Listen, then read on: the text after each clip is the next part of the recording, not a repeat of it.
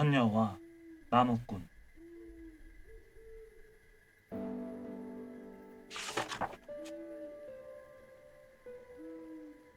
옛날 어느 마을에 가난한 나무꾼이 어머니와 단둘이 살았다.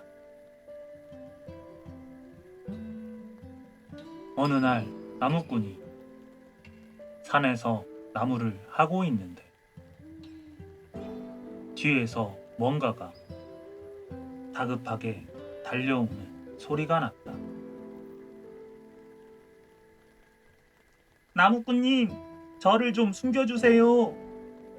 사냥꾼이 쫓아와요. 나무꾼은 오들오들 떠는 사슴이 불쌍해서 얼른 나무 덤불 속에 숨겨주었다. 곧 사냥꾼이 헐레벌떡 달려왔다.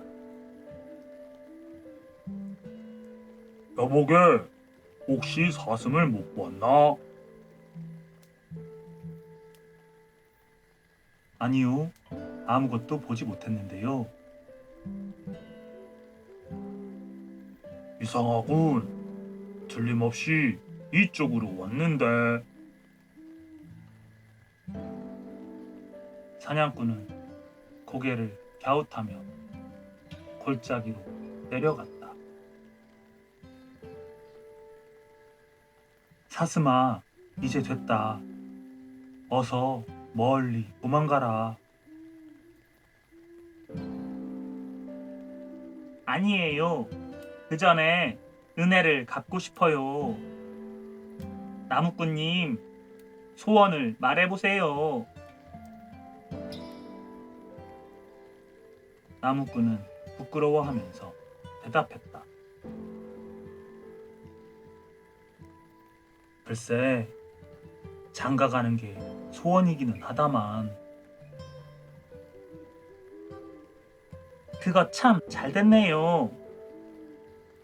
산 꼭대기에 가면 큰 연못이 있는데 오늘이 마침 선녀들이 내려와서 목욕하는 날이거든요.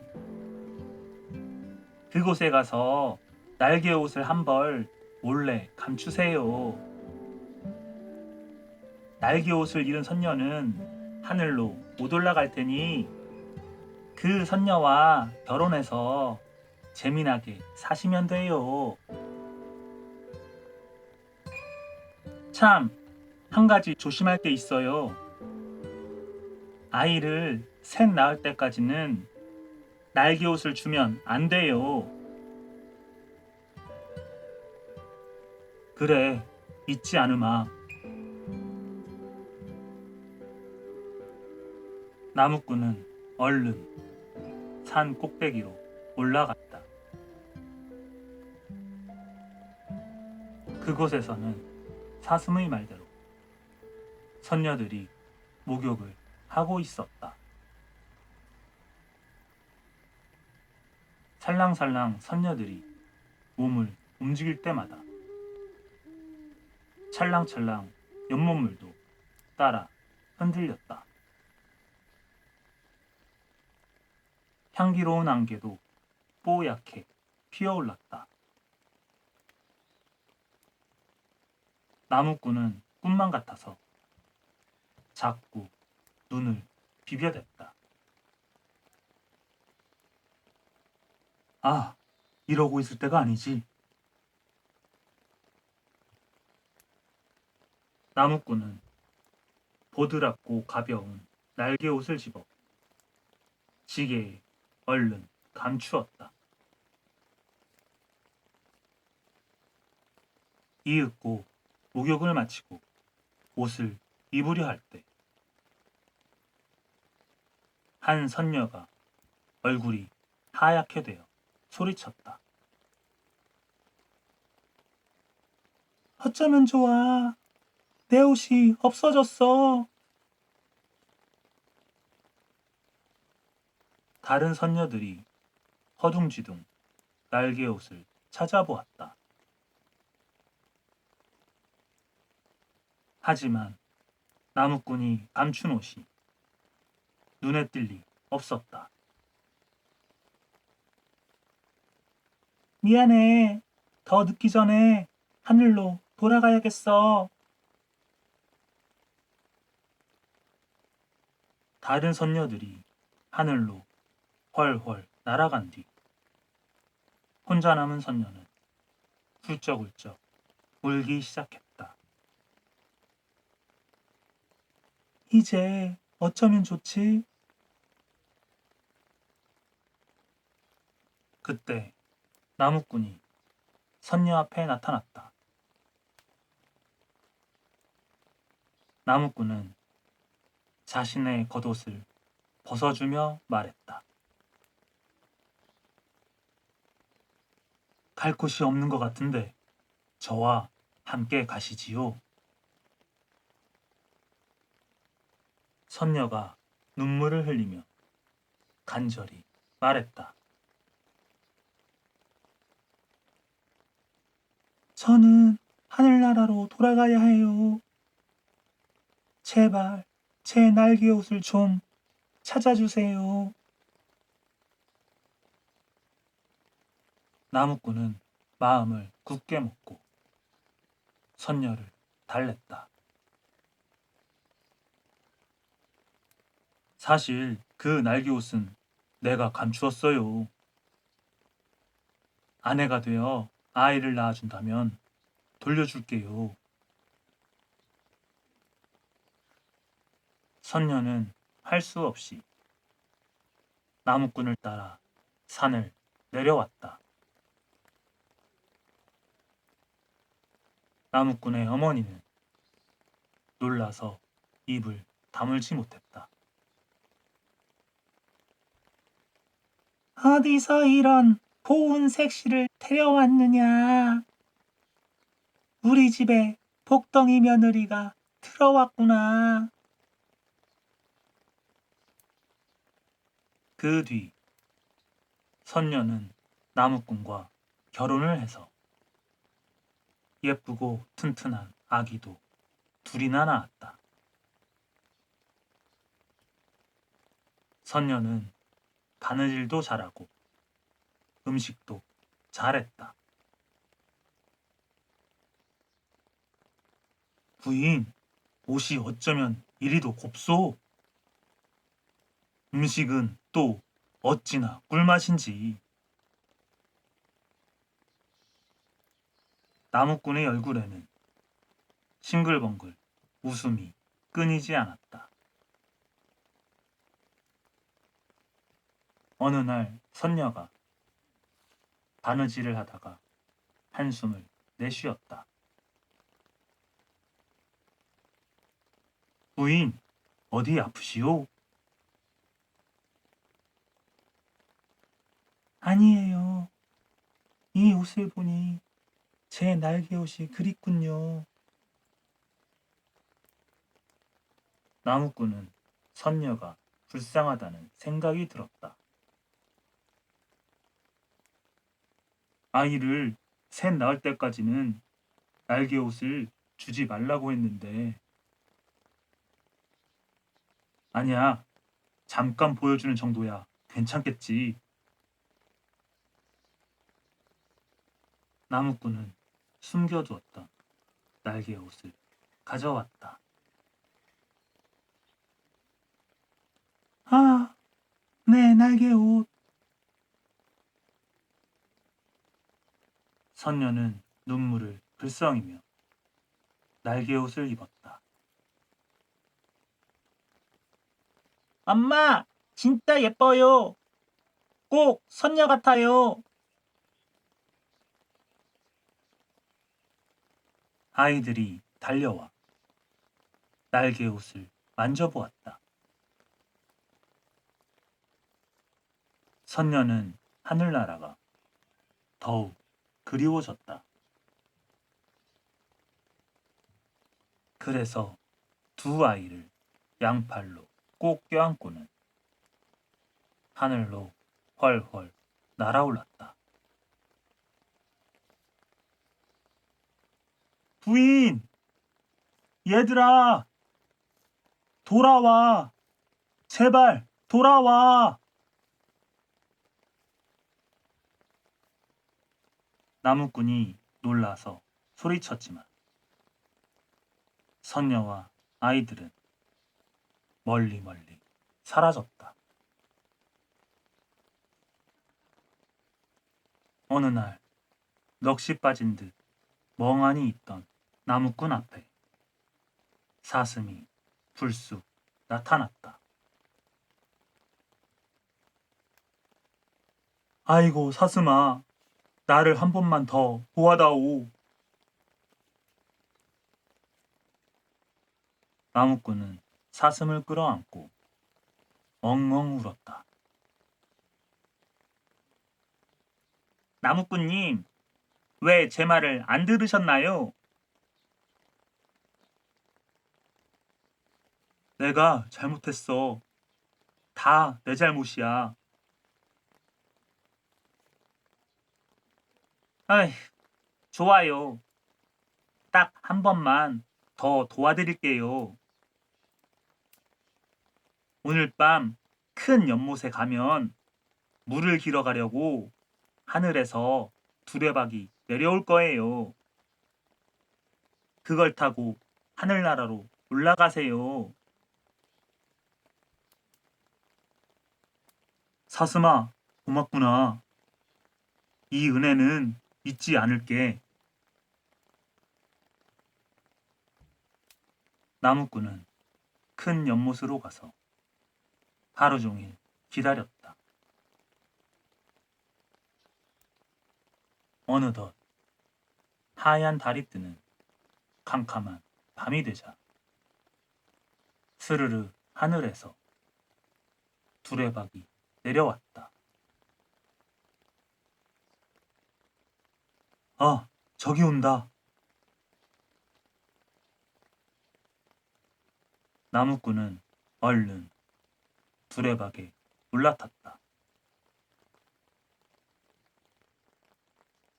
드디어 아내와 아이들을 만나겠구나. 끼끼 소리를 내며 두레박이 천천히 하늘로 올라갔다. 부인, 내가 왔소. 얘들아, 아빠가 왔다.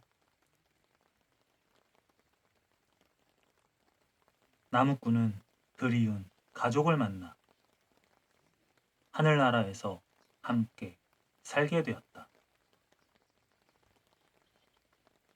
그런데 몇 달이 지나자 나무꾼의 얼굴이 점점 어두워졌다.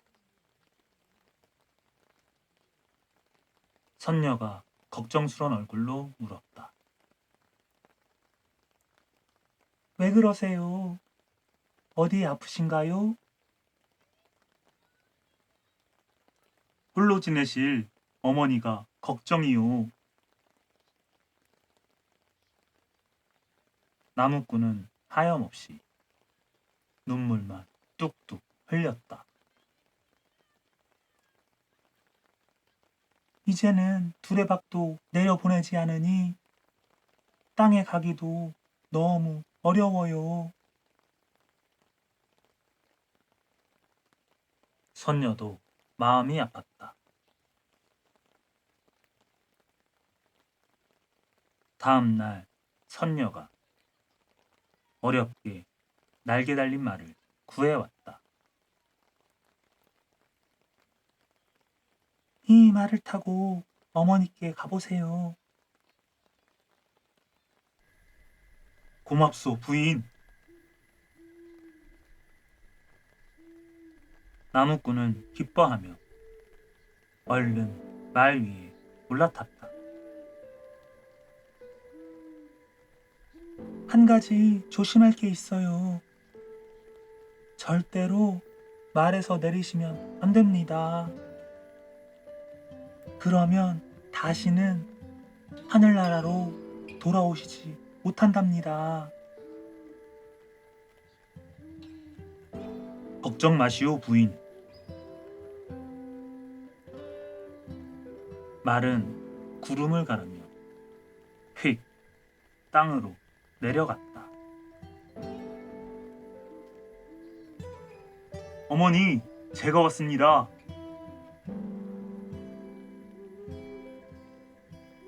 어머니는 아들을 보자 기뻐서 눈물을 흘렸다.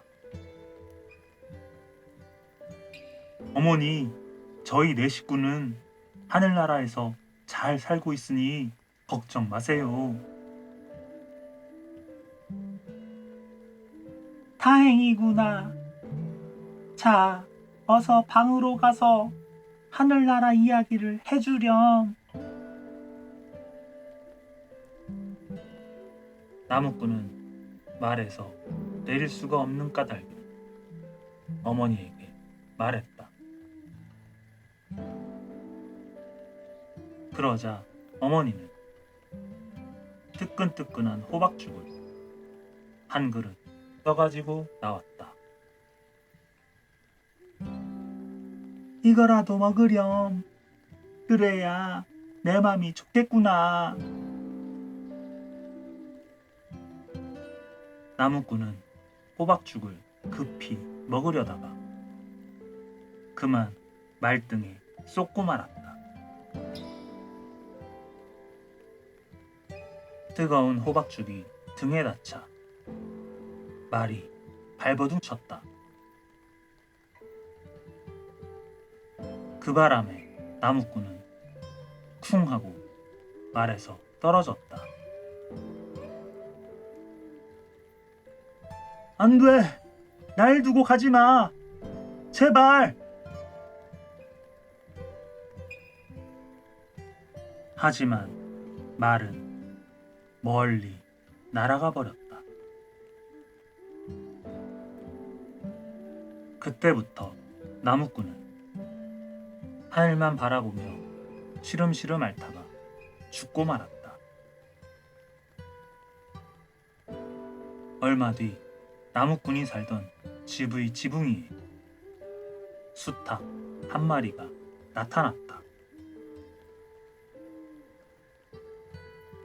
꼭교! 꼭교! 수탉은 하늘을 쳐다보며 목을 길게 빼고 울었다. 마치 선녀와 아이들을 그리워하다 죽은 나무꾼처럼 말이다. 하늘나라의 선녀와 아이들은 그 소리를 들었을까?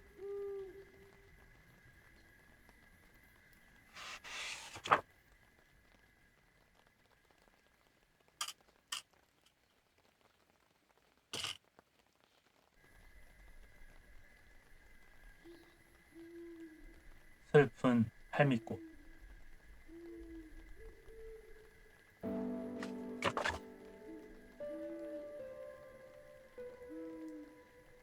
옛날에 홀어머니와 딸 셋이 살았다.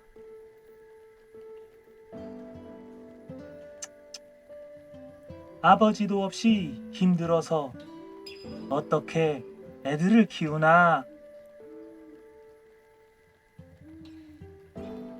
아들이라도 하나 있으면 좋으련만.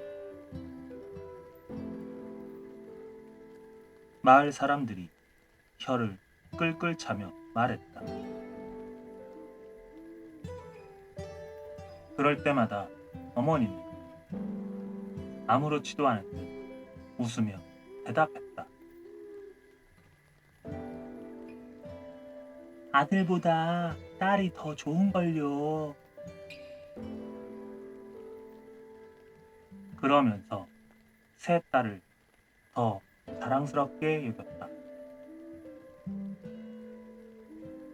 어머니는 혼자 딸 셋을 키우면서도 힘든 줄 몰랐다. 어머니, 제가 할게요. 밥을 지으러 부엌에 가면 첫째 딸이 소매를 걷고 나섰다. 어머니, 좀 쉬세요. 바느질감을 가져오며 솜씨 좋은 둘째 딸이 얼른 나섰다. 어머니, 제가 다 했어요. 호미를 들고 밭에 나가며 셋째 딸이 어느새 밭을 다 매놓았다. 하하호. 울타리 너머 내 식구의 웃음소리가 퍼졌다. 저 집은 어쩌면 저렇게 행복하게 살까? 글쎄 말이야. 정말 부럽군 그래. 아들 하나 없다고 안타까워하는 마을 사람들 모두 부러운 눈으로 쳐다보았다. 어느덧 세월이 흘러 딸들이 결혼할 나이가 되었다. 첫째야, 너는 어떤 집으로 시집 가고 싶으냐? 어머니, 저는 부잣집으로 가고 싶어요. 평생 좋은 집에서 배불리 먹으며 살래요. 어머니는 마을에서 가장 잘 사는 집을 알아보았다. 부잣집에 시집 보내려면 혼수를 많이 줘야겠지? 어머니는 논과 밭을 모두 팔았다. 그 돈으로 값비싼 비단이며 장롱, 뒤주까지 사서 첫째 딸을 남부럽지 않게 시집 보냈다. 이제 둘째 딸을 시집 보낼 차례가 되었다. 둘째야, 넌 어떤 집으로 시집 가고 싶으냐? 저는 글 읽는 선비 집안이면 좋겠어요. 마침 이웃마을에 가난한 선비가 산다는 이야기를 듣게 되었다. 가난하다고 해도 선비 집안이니 혼수를 잘 갖춰야겠지? 어머니는 값비싼 물건을 모두 내다 팔아서 둘째 딸도 부족함 없이 시집 보냈다. 셋째야, 너도 이제 시집 갈 때가 되었구나. 네, 어머니. 셋째 딸은 혼자 외로우실 어머니 걱정에 벌써부터 눈물이 났다. 언니들처럼 부잣집이나 선비 집안에 보내야 하는데 그럴 수가 없어. 미안하구나. 어머니, 저는 착한 사람이면 가난한 농사꾼이라도 좋아요.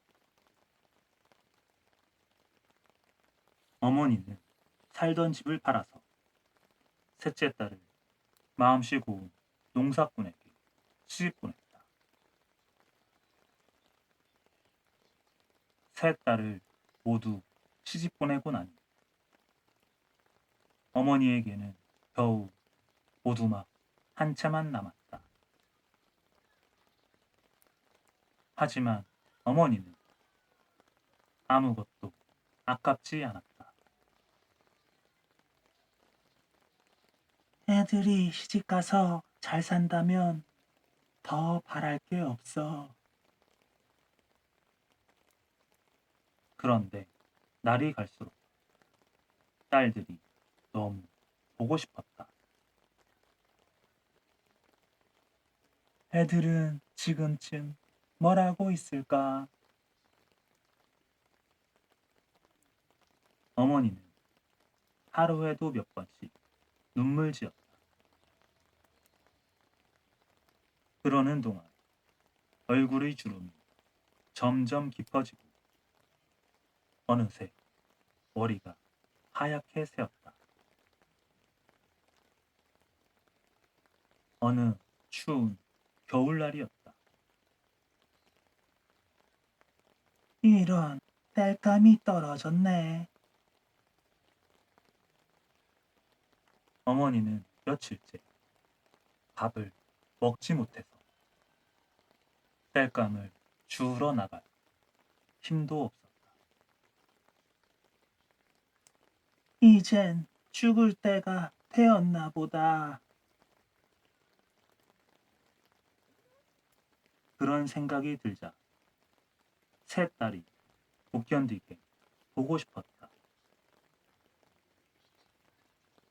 죽기 전에 얼굴이라도 한번 봤으면. 마침내 어머니는 한 손에 지팡이를 짚고 절룩절룩 힘겨운 걸음으로 집을 나섰다. 저 멀리 첫째 딸이 사는 집이 보였다. 저렇게 크고 으리으리한 집으로 시집갔으니 누구보다 행복하게 잘 살겠지. 어머니는 첫째 딸의 얼굴만 보고 올 생각이었다. 어머니, 어서 오세요. 첫째 딸이 버선발로 달려나와 어머니를 맞았다.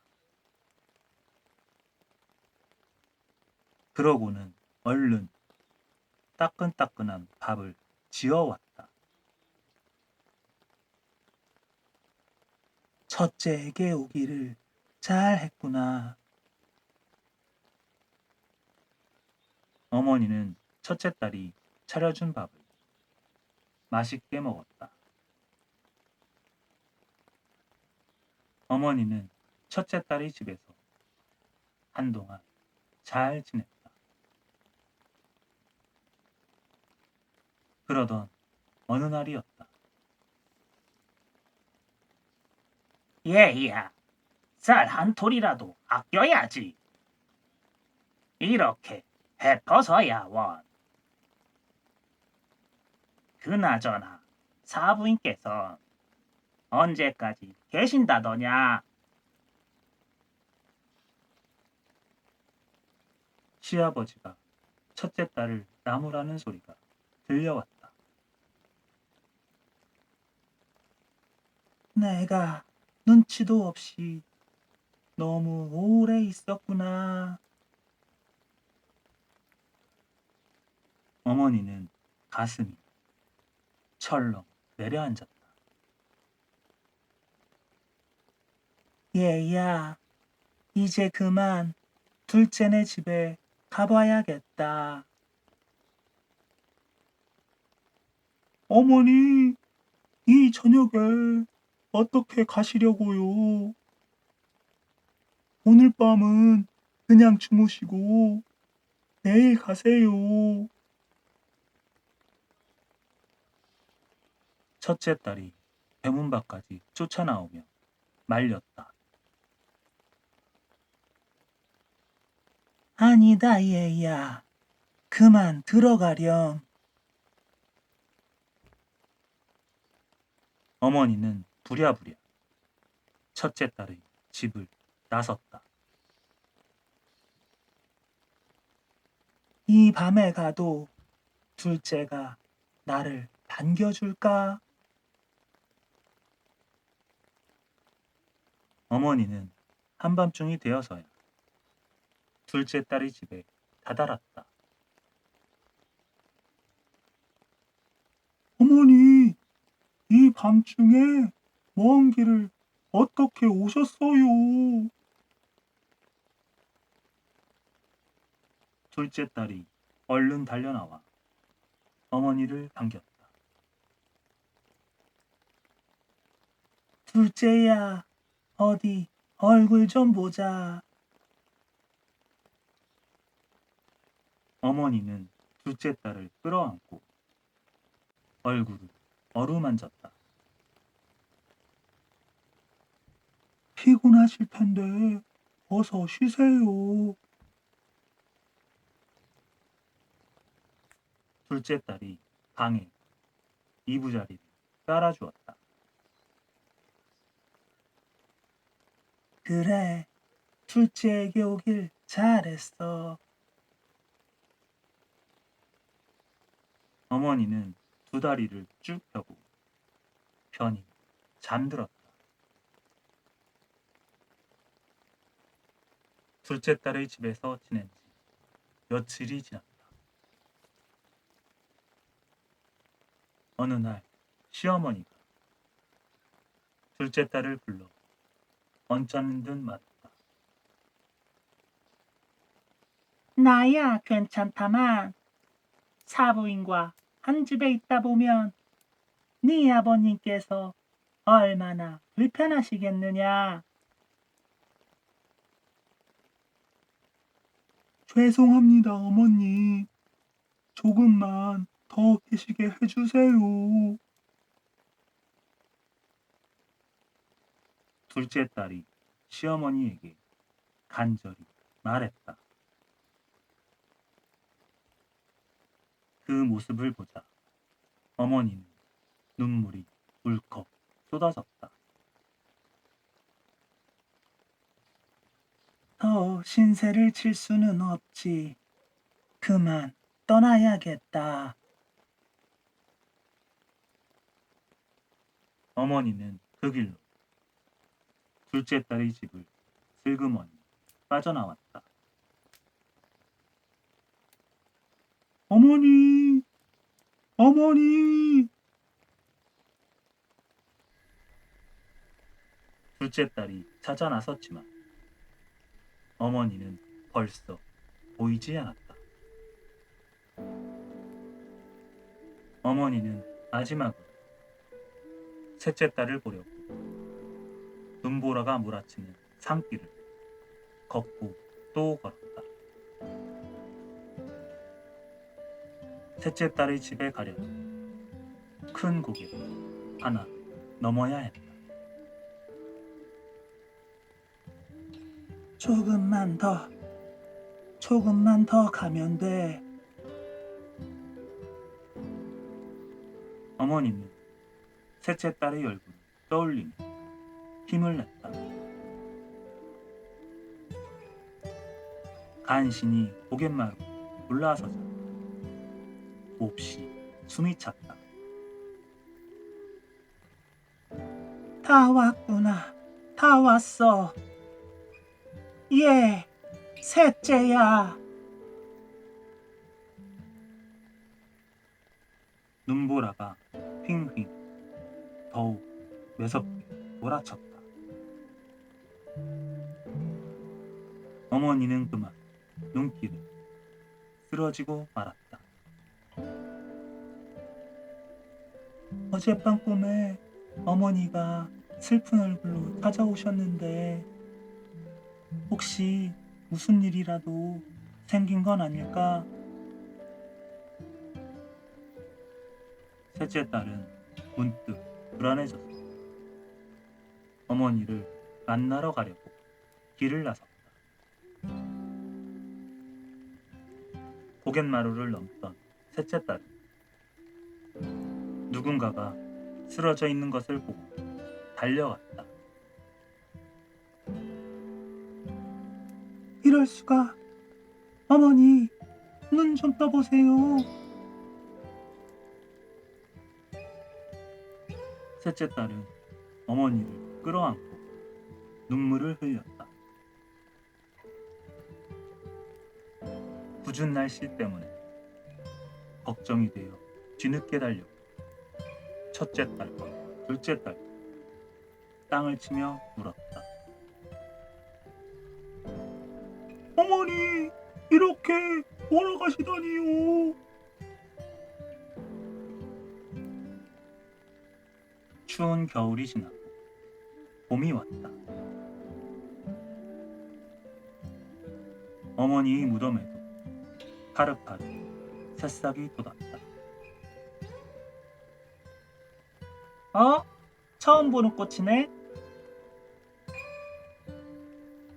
허리가 구부정한 게 꼭 할머니 같아. 그 꽃은 마치 셋째 딸의 집을 슬프게 바라보는 것 같았다. 사람들은 죽은 어머니가 셋 딸을 그리워하며 무덤 위의 꽃으로 피어난 것이라고 생각했다. 그리고 그 모습이 할머니를 닮았다고 해서 할미꽃이라고 불렀다고 한다.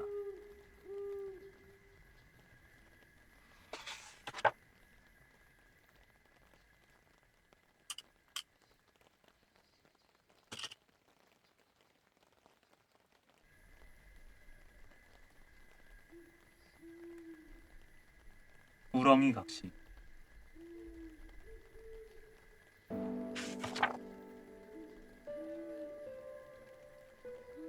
옛날 어느 마을에 혼자 사는 젊은이가 있었다.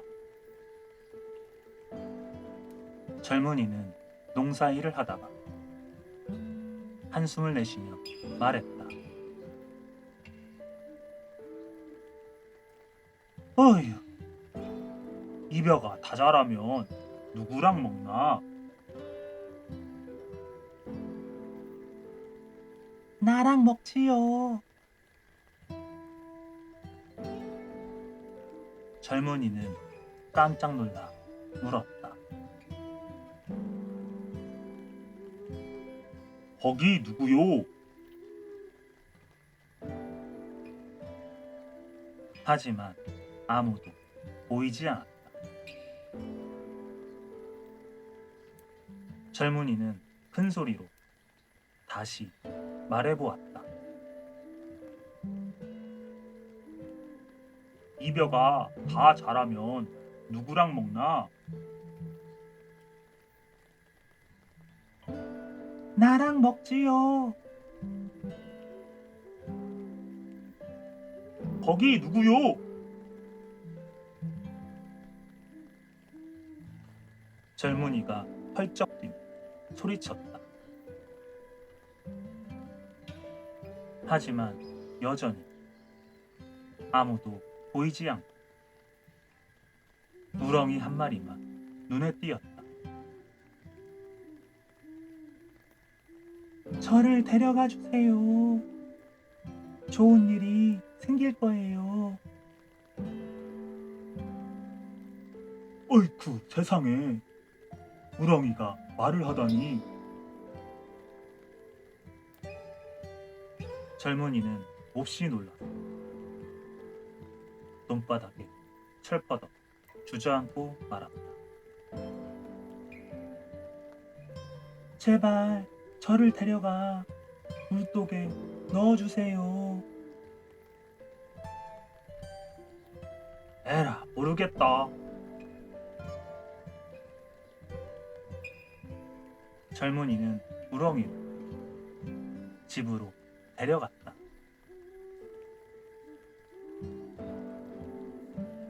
다음 날 아침, 젊은이가 일어나 보니 아침상이 떡하니 차려져 있었다. 아니, 누가 상을 차려놓았지?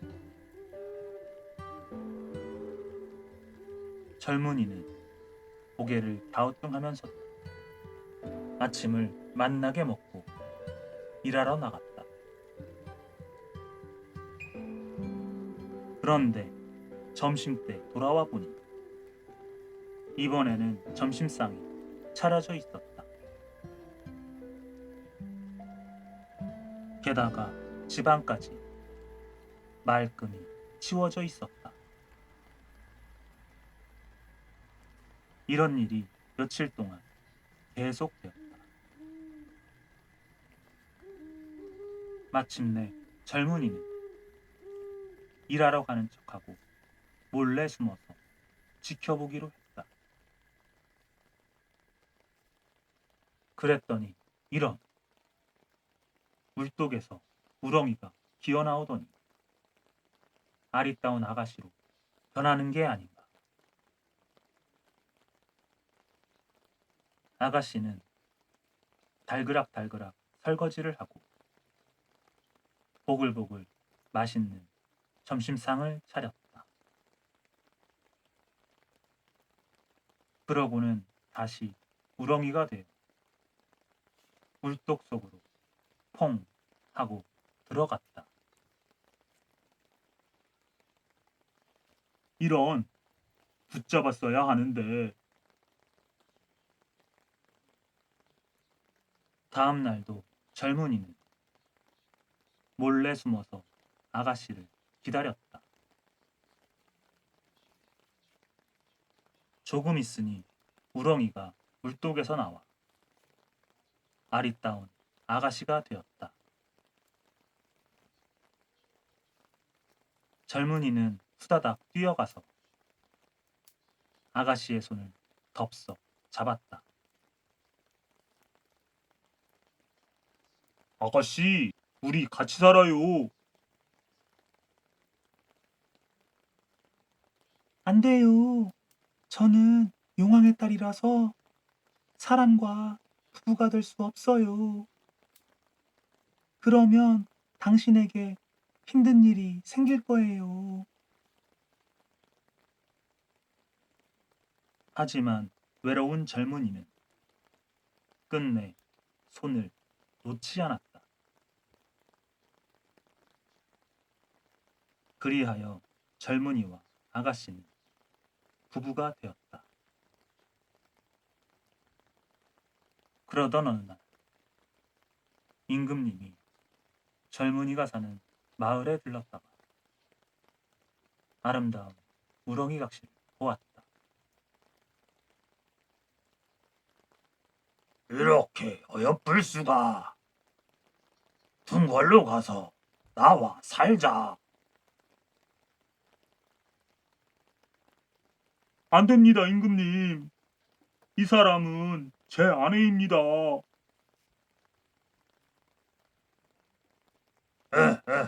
그래. 그럼 저기 있는 두 산의 나무를 누가 빨리 베나 내기하자. 네가 이기면 내 재산의 반을 주고 내가 이기면 네 아내를 데려가겠다. 젊은이는 한숨을 훅 내쉬었다. 임금님에게는 신하들이 많았기 때문에 내기를 해보나 마나 임금님이 이길 게 뻔했다.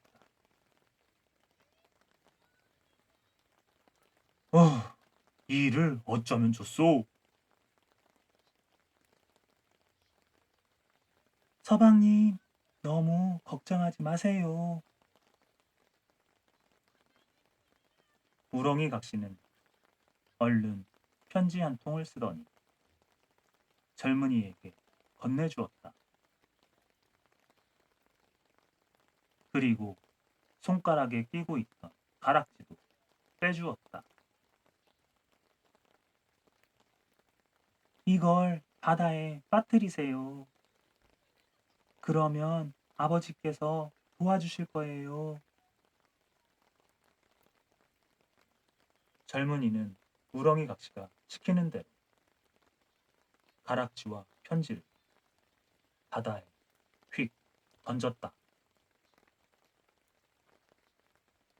그러자 갑자기 바닷물이 쫙 갈라지면서 길이 생겼다.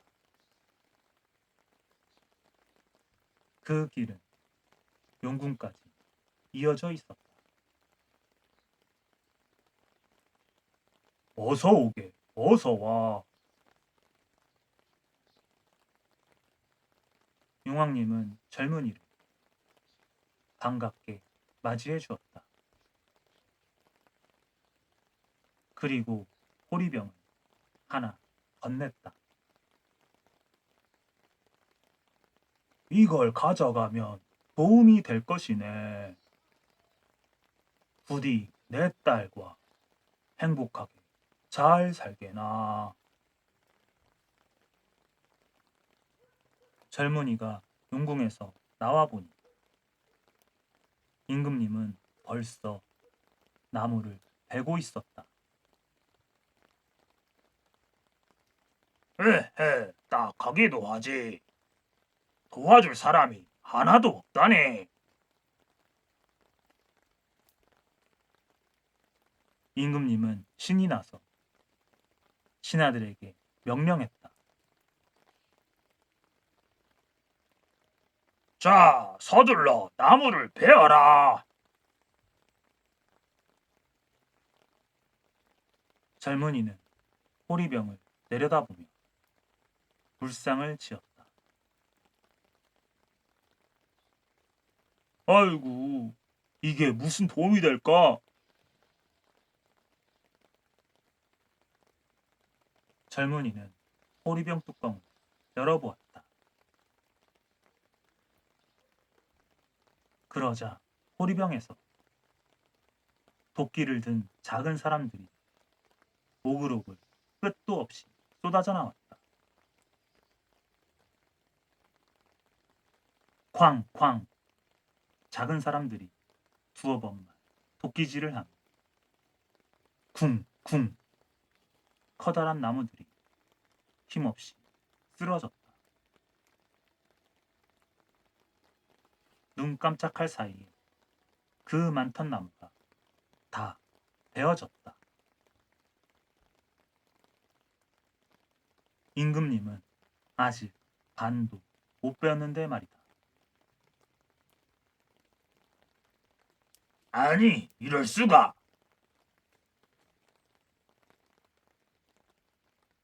내기에서 진 임금님은 화가 잔뜩 났다. 잠깐, 한 판으로 끝나는 내기가 어디 있느냐? 자, 이번에는 말 타고 강 건너기 내기를 하자. 임금님은 말을 타는 데는 선수였다. 게다가 임금님의 말은 빠르기로 이름난 천리마였다. 젊은이는 걱정이 이만저만이 아니었다. 하지만 우렁이 각시는 웃으며 손을 꼭 잡아주었다. 걱정 마세요. 호리병이 있잖아요. 젊은이가 호리병 뚜껑을 열자 이번에는 비쩍 마르고 못생긴 말이 나왔다. 아아, 서 있기도 힘들어 보이는데 그 말을 업고 갈 테냐? 임금님은 비아냥거리며 먼저 달려나갔다. 그런데 이게 웬일인가?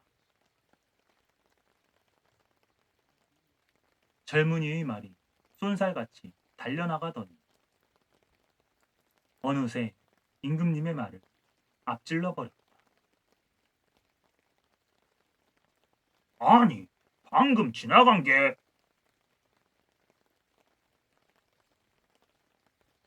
임금님은 너무 놀라 말을 잇지 못했다. 임금님은 약이 올라 얼굴이 달아올랐다. 다시 해. 이번에는 배를 타고 바다를 건너는 내기를 하자.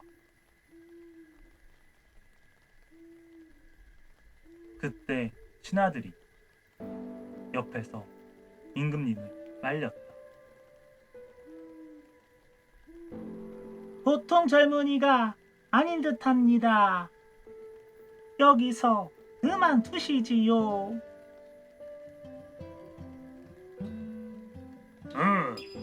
소 뒷걸음질 치다 쥐잡은 꼴이지. 이번에는 반드시 이기고 말겠다. 임금님은 신하들의 말을 듣지 않고 나라에서 가장 크고 빠른 배를 준비하라 일렀다. 젊은이가 호리병 뚜껑을 열자 아주 작은 배가 나왔다.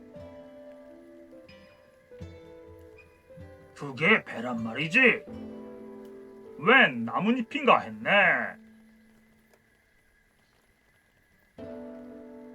임금님은 배꼽을 잡고 깔깔 웃어댔다. 그런데 곧 놀라운 일이 벌어졌다. 젊은이의 배가 미끄러지듯 쭉 나가더니 임금님의 배를 가볍게 앞질렀다. 아니, 방금 지나간 게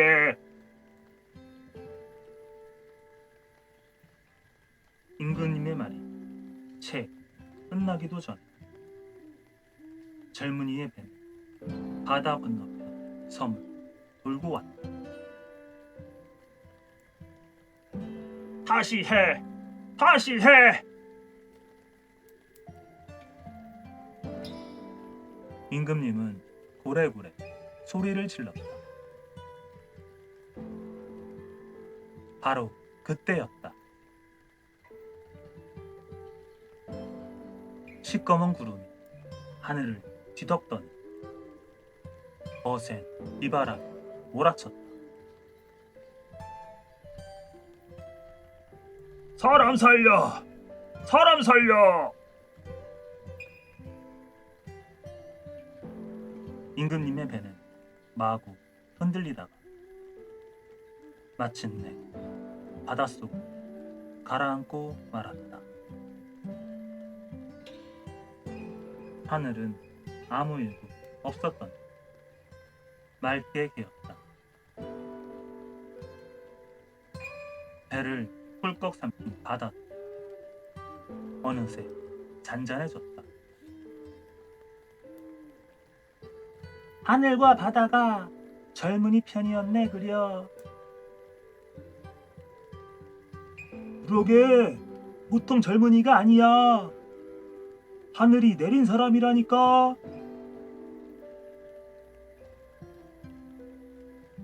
사람들은 젊은이를 새 임금님을 모시기로 했다.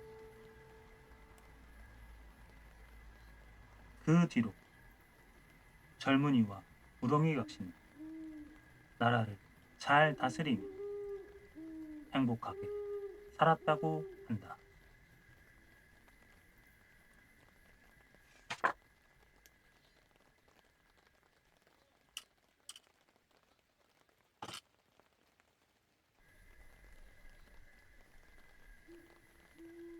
후성 깊은 호랑이.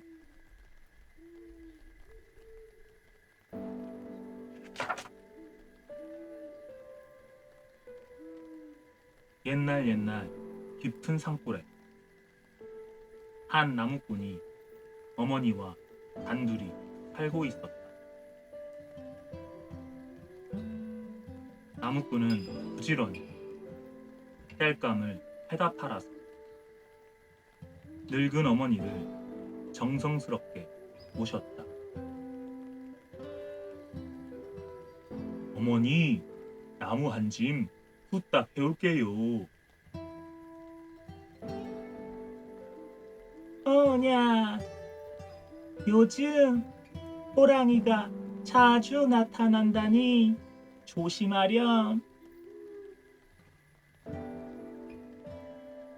네, 걱정 마세요. 어머니, 나무 한 짐 후딱 해올게요.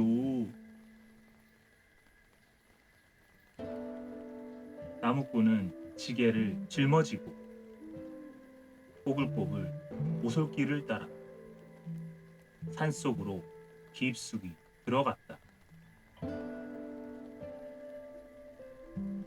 그런데 시커먼 그림자 하나가 슬금슬금 나무꾼 뒤를 따라가고 있었다. 이 나무가 좋을까? 저 나무가 좋을까? 나무꾼은 아무것도 모른 채 쿵쿵 도끼질을 하기에 바빴다. 바로 그때였다. 어흥! 천둥 같은 소리가 나던 호랑이 한 마리가 휙 뛰쳐나왔다. 나무꾼은 깜짝 놀라 땅바닥에 풀썩 주저앉았다. 이젠 꼼짝없이 죽었구나. 나 죽으면 어머니는 어떡하지? 눈앞이 어질어질, 가슴이 쿵쾅쿵쾅. 나무꾼은 정신을 차릴 수가 없었다. 호랑이는 입을 쫙 벌리고 한 발 한 발 다가왔다. 어머니. 나무꾼은 눈을 질끈 감았다. 그때 한 가지 꾀가 퍼뜩 떠올랐다. 나무꾼은 호랑이 앞에 넙죽 엎드렸다. 아이고 형님, 저를 모르시겠어요? 호랑이는 멀뚱멀뚱 알아보다 소리를 버럭 질렀다. 내 이놈, 너는 사람이고 나는 짐승인데 내가 어찌 네 형님이란 말이냐? 나무꾼은 가슴이 철렁 내려앉았다. 하지만 이대로 호랑이 밥이 될 수는 없었다. 오래전 산으로 나무를 하러 간 형님이 지금까지 집으로 돌아오지 않아서 어머니와 제가 얼마나 걱정했는지 아세요? 어머니께서 형님이 호랑이로 변하는 꿈을 꾸셨다더니 참말이네요, 형님. 나무꾼은 정말 형을 만난 듯 꺼이꺼이 울었다. 호랑이는 고개를 갸우뚱했다. 형님, 호랑이가 되시더니 사람이었을 때 일을 모두 잊으셨군요. 아이고. 내가 사람이었다고? 그게 정말이냐?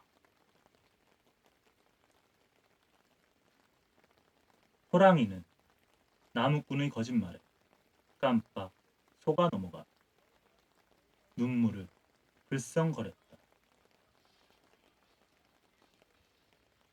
나무꾼은 속으로 옳거니 하면서 호랑이의 앞발을 덥석 잡았다. 형님, 저와 함께 집으로 가요. 밤낮으로 형님 걱정하시는 어머니가 얼마나 기뻐하시겠어요. 아, 어머니가 나를 걱정하고 계시다니. 호랑이 눈에서 눈물이 주르륵 흘러내렸다. 아우야, 내가 너를 몰라보고 큰일을 저지를 뻔했구나. 나도 당장 달려가서 어머니를 뵙고 싶다만 오히려 날 보고 크게 놀라실까 걱정이다. 그러니 네가 나를 대신하여 효도를 해다오. 네, 꼭 형님 목까지 효도를 다 할게요. 나무꾼은 큰 절을 하고는 불이 나게 산 아래로 내달렸다. 다음 날 아침 나무꾼이 마당에 나가보니 커다란 멧돼지 한 마리가 놓여 있었다. 이게 웬일이람? 나무꾼의 입이 한방만하게 벌어졌다. 누구인지는 몰라도 참 고맙구나. 어머니도 좋아서 벙실벙실 웃었다. 그때 산 쪽에서 어, 하는 소리가 들려왔다. 어허, 어제 그 호랑이가 놓고 간 기로구나. 나무꾼은 고개를 끄덕였다. 호랑이는 그 뒤로도 사슴, 토끼 같은 짐승들을 계속 물어다 주었다. 나무꾼은 그것들을 팔아 좋은 집도 사고 예쁜 각시와 결혼도 했다. 어머니는 어깨춤을 덩실덩실 추며 기뻐했다. 호랑이의 효성이 참으로 지극하구나. 그 마음을 생각해서라도 어머님을 더 잘 모셔야지. 나무꾼은 호랑이가 정말 형님처럼 느껴졌다. 몇 년이 지난 뒤 어머니가 병이 나서 시름시름 앓다가 돌아가시고 말았다.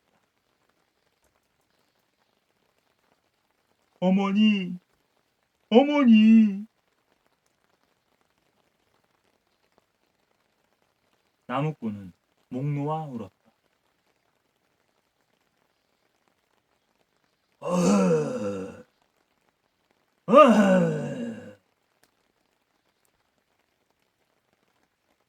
저 멀리 산에서는 호랑이의 구슬픈 울음소리가 밤새도록 이어졌다. 그 뒤 호랑이는 다시 나타나지 않았다. 혹시 무슨 일이 생긴 건 아닐까? 나무꾼은 나무를 하러 산에 갈 때마다 이리 기웃 저리 기웃 주위를 두리번거렸다. 별일 없이 잘 지내면 좋으련만.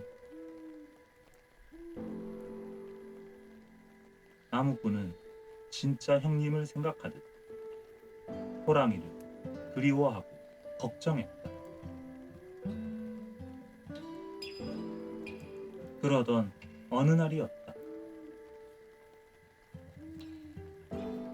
오늘은 어머니 무덤에 가봐야겠다. 나무꾼은 지게를 지고 구불구불 산길을 따라갔다. 볕이 잘 드는 무덤가에 거의 다다랐을 때였다. 세상에, 호랑이가 무덤 옆에 힘없이 쓰러져 있는 게 아닌가. 나무꾼은 지게를 훌쩍 벗어던지고 달려갔다. 형님, 정신 차리세요. 어서 눈 좀 떠보세요. 나무꾼은 호랑이를 끌어안고 울먹였다. 형님, 어쩌다 이렇게 야위셨어요? 나무꾼은 호랑이의 등에 얼굴을 파묻고 엉엉 소리내어 울었다.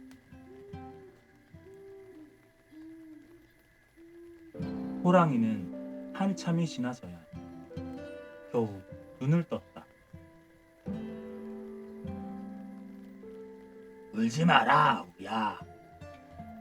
나는 이제 살고 싶은 마음이 없구나. 어머니께 효도도 제대로 못한 불효자식이 살아서 무엇하겠느냐. 그래도 멀리서나마 어머니를 뵐 때가 좋았다. 그땐 사냥을 하는 게 마냥 신이 났는데. 호랑이는 말을 더 잇지 못하고 끝내 눈을 감고 말았다. 형님, 형님. 나무꾼은 어머니가 돌아가셨을 때처럼 목 놓아 울었다. 나무꾼은 호랑이를 어머니 무덤 옆에 묻어주었다. 형님, 이젠 어머니 곁에서 편히 쉬세요. 어디에선가 호랑이가 고맙다며 어흥하고 인사하는 것 같았다. 그 뒤 나무꾼은 정성을 다해 어머니와 호랑이의 무덤을 돌보면서 살았다고 한다.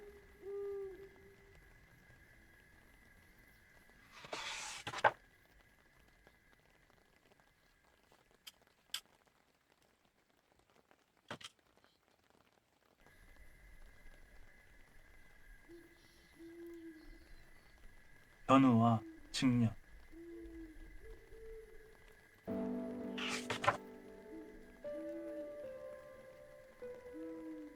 모래알처럼 수많은 별들 가운데 유난히 반짝이는 별이 2개 있다. 동쪽 하늘에 견우별이고 서쪽 하늘에 직녀별이다. 이 2 별에는 슬프고도 아름다운 이야기가 전해오고 있다. 하늘나라 임금님에게 직녀라는 어여쁜 딸이 있습니다. 찰가닥 찰가닥 직녀는 날마다 배틀에 앉아 부지런히 배를 짰다.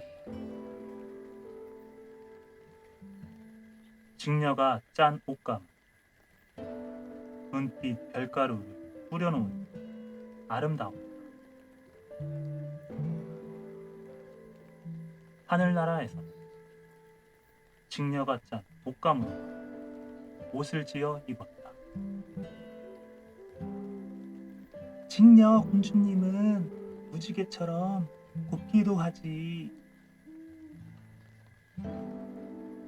옷감 짜는 솜씨는 또 얼마나 좋다고.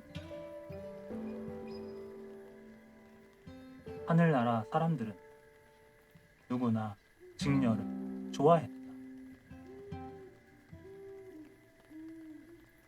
하늘나라에는 소를 몰며 농사를 짓는 견우라는 듬직한 청년이 살고 있었다. 이랴, 이랴.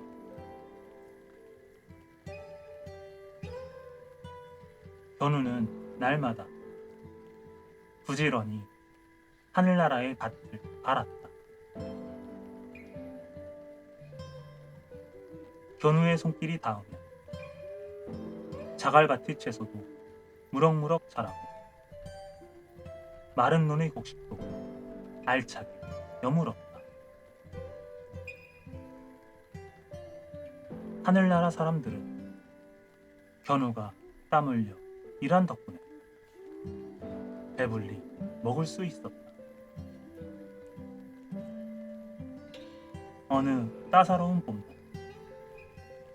하늘 동산에 꽃이 활짝 피었다. 마침 견우와 직녀도 꽃 구경을 나왔다. 저렇게 아름다운 아가씨가 있다니.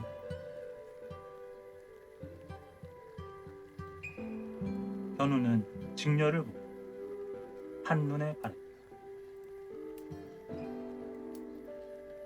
저는 견우라고 합니다. 소를 잘 몬다고 해서 모두들 그렇게 부르지요. 아가씨의 이름은 무엇인가요? 저는 직녀라고 해요. 배를 잘 짠다고 해서 모두들 그렇게 부른답니다. 두 사람은 곧 사랑하는 사이가 되었다. 어느 날 하늘나라 임금님이 두 사람의 이야기를 들었다. 직녀가 견우를 좋아한다고?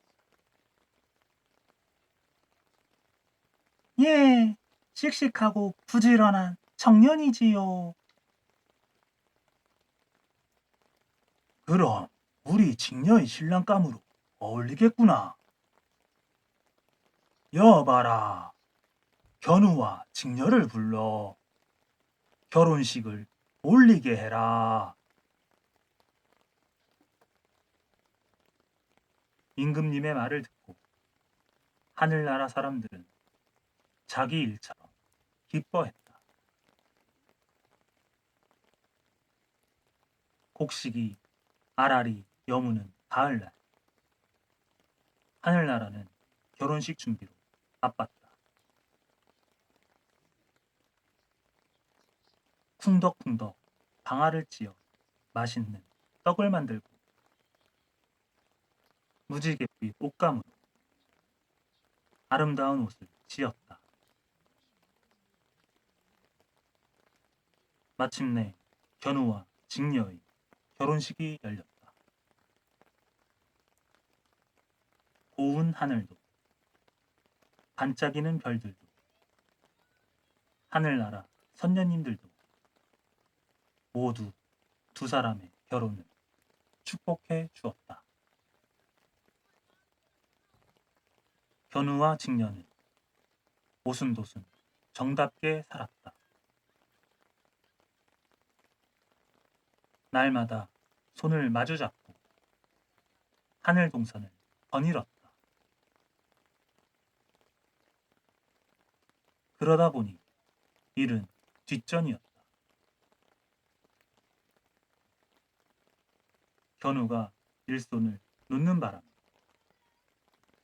논과 밭에는 곡식 대신 풀이 쑥쑥 자라났다. 직녀의 배틀에도 먼지가 소복이 쌓였다. 곡식과 채소가 떨어지고 옷감은 벌써 동이 났다. 참다 못한 하늘나라 사람들은 이 사실을 임금님께 아뢰었다. 화가 난 하늘나라 임금님은 견우와 직녀를 불러서 크게 꾸짖었다. 내가 그동안 몇 번이나 타일렀는데 하늘나라를 이 꼴로 만들다니. 지금 당장 견우는 동쪽으로, 직녀는 서쪽으로 멀리 떠나라. 다시는 서로 만날 수 없게. 견우와 직녀가 울면서 용서를 빌자 임금님은 마음이 흔들렸다. 그럼 1년에 딱 하루, 칠성날 밤에 은하수를 사이에 두고 바라보는 것만은 허락해 주겠노라. 곧 날이 밝으면 두 사람은 헤어져야 했다. 은하수를 사이에 두고 견우는 동쪽 하늘 끝으로, 직녀는 서쪽 하늘 끝으로 먼 길을 떠나야 했다. 부디 몸 건강히 잘 지내세요. 언젠가는 함께 살 수 있을 거요. 두 사람은 손을 꼭 잡고 작별 인사를 나누었다.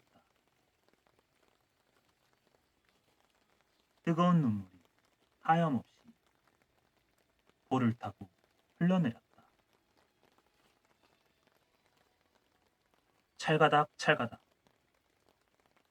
직녀는 서쪽 하늘 끝에서 부지런히 배를 짜며 칠성날만을 손꼽아 기다렸다. 이랴, 이랴. 견우는 동쪽 하늘 끝에서 열심히 논밭을 갈며 칠성날만을 손꼽아 기다렸다.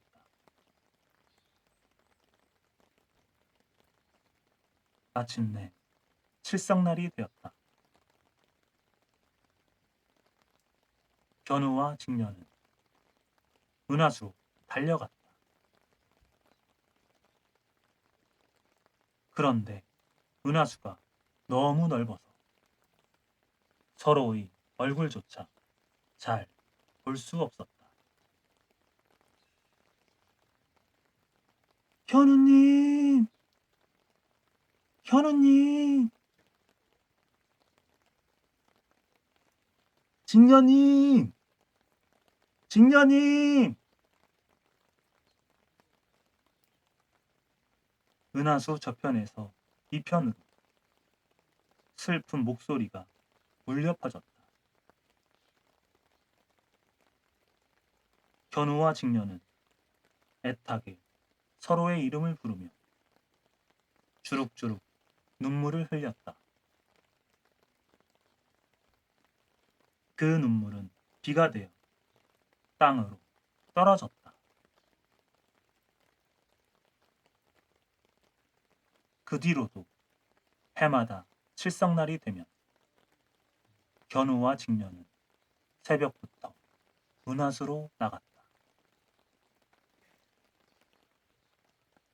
하지만 깊고 넓은 은하수를 사이에 두고 간신히 목소리만 들을 수 있었다.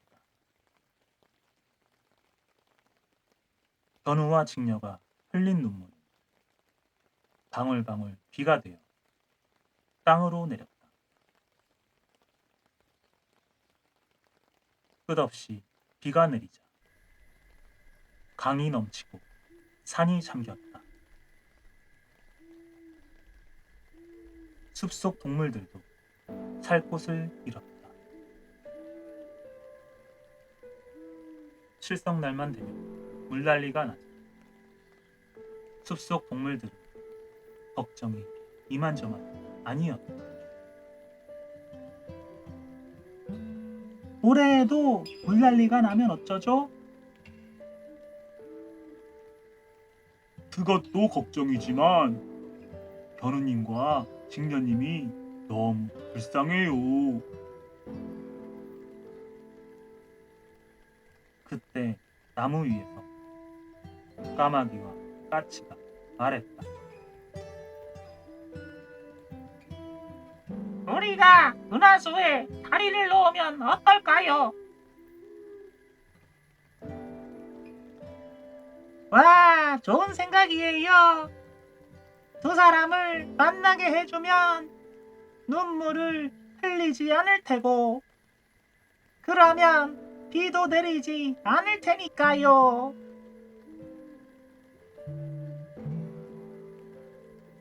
드디어 칠성날 아침이 밝았다.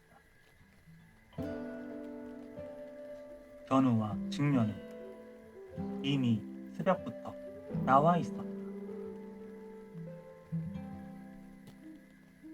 모두 모여라! 깍깍! 은하수에 다리를 만들자! 깍깍!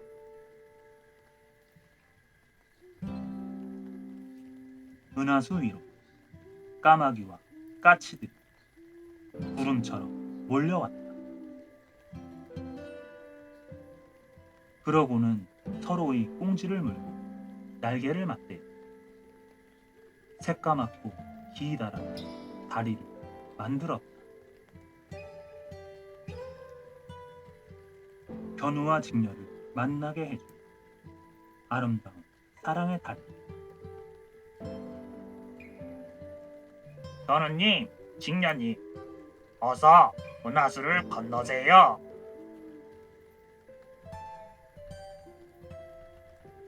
견우와 직녀는 까마귀와 까치가 만든 다리 위로 쉬지 않고 달렸다. 직녀님, 견우님. 그 뒤로는 칠성날이 되었다. 물난리가 나지 않았다. 다시 만난 것을 기뻐하며 견우와 직녀가 흘리는 눈물 비가 돼 땅을 촉촉이 적실 뿐이었다. 그리고 칠성날이 지나고 나면 까마귀와 까치의 머리털이 듬성듬성해졌다. 견우와 직녀가 머리를 밟고 지나갔기 때문이다. 저기 밤하늘을 보자. 견우별과 직녀별이 보이는가?